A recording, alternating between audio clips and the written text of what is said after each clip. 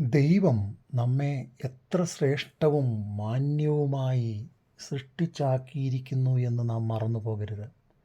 കാരണം സൃഷ്ടികളിൽ ബലമേറിയ ഒരു മൃഗമാണ് സിംഹം. എന്നാൽ ദൈവവചനത്തിൽ ഇങ്ങനെയാണ് കാണുന്നത്. 34 സങ്കീർത്തനം 10 വാക്യം, ബാലസിംഹങ്ങളും ഇരകിട്ടാതെ വിശന്നിരിക്കും, യഹോവയെ അന്വേഷിക്കുന്നവർക്ക് ഒരു നന്മയ്ക്കും കുറവില്ല. ആർക്കാണ് നന്മ കുറയാത്തത്? അതെ, യഹോവയെ അന്വേഷിക്കുന്നവർക്കൊരു നന്മയും കുറവില്ല. നമുക്കറിയാം, കാട്ടിലെ രാജാവെന്ന് വിളിക്കപ്പെടുന്ന ഒരു മൃഗമാണ് സിംഹം. എന്നാൽ അതിൻ്റെ കുഞ്ഞുങ്ങൾ പോലും ആഹാരമില്ലാതെ വലയുന്നത് നമുക്ക് കാണുവാൻ കഴിയും. അതുകൊണ്ടാണ് ദൈവവചനത്തിൽ നാം വായിച്ചത്, ബാലസിംഹങ്ങളും ഇര കിട്ടാതെ വിശന്നിരിക്കും, യഹോവയെ അന്വേഷിക്കുന്നവർക്ക് ഒരു നന്മയ്ക്കും കുറവില്ല.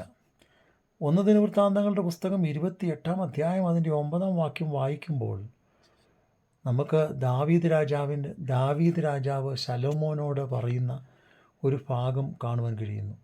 നീയോ എൻ്റെ മകനെ ശലോമോനെ, നീ നിൻ്റെ അപ്പൻ്റെ ദൈവത്തെ അറിയുകയും പൂർണ്ണ ഹൃദയത്തോടും നല്ല മനസ്സോടും കൂടെ കർത്താവിനെ സേവിക്കുകയും ചെയ്യണം.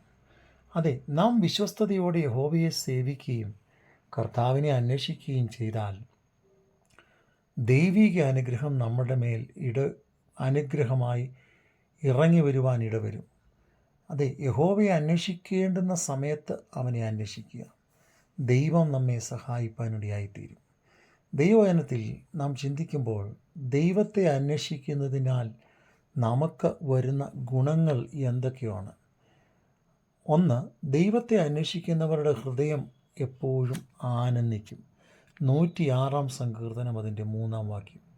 2, ദൈവത്തെ അന്വേഷിക്കുന്നവരുടെ മേൽ ദൈവം തൻ്റെ കൃപ പകരുന്നു എന്ന് നമുക്ക് കാണുവാൻ കഴിയും. 3, ദൈവത്തെ അന്വേഷിക്കുന്നവരെ അവൻ ഒരിക്കലും കൈവിട്ട് കളയുകയില്ല. 4, ദൈവത്തെ അന്വേഷിക്കുന്നവർ സകലത്തെയും അറിയുന്നു. 5, ദൈവത്തെ അന്വേഷിക്കുന്നവർക്കോ നീതി വർഷിപ്പിക്കപ്പെടും. ഹോശിയ പ്രവചനം 10 അധ്യായം അതിൻ്റെ 12 വാക്യം. 6, ദൈവത്തെ അന്വേഷിക്കുന്നവർ ഭാഗ്യവാന്മാരാണ്.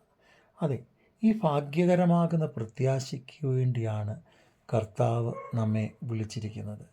ദൈവത്തെ അന്വേഷിക്കുന്ന ബുദ്ധിമാന്മാരുണ്ടോ എന്ന് കാണുവാൻ യഹോവയുടെ കണ്ണ് ഭൂമിയിലൊക്കെയും നോക്കിക്കൊണ്ട് ഇരിക്കുന്നു. അതെ, നാം യഹോവയിൽ അന്വേഷിക്കുന്നെങ്കിൽ ജീവിതത്തിൽ ഏറ്റവും ബുദ്ധിമാനായി തീരുന്ന ഒരു വ്യക്തിയാണ്. അതുകൊണ്ട് മടി കൂടാതെ ദൈവത്തെ അന്വേഷിക്കുവാൻ, ദൈവകൃപയിൽ ആശ്രയിക്കുവാൻ, ദൈവിക സമാധാനത്തിന് വേണ്ടി നിലനിൽക്കുവാൻ ദൈവഹിതപ്രകാരം നമ്മെ ഒരുക്കാം.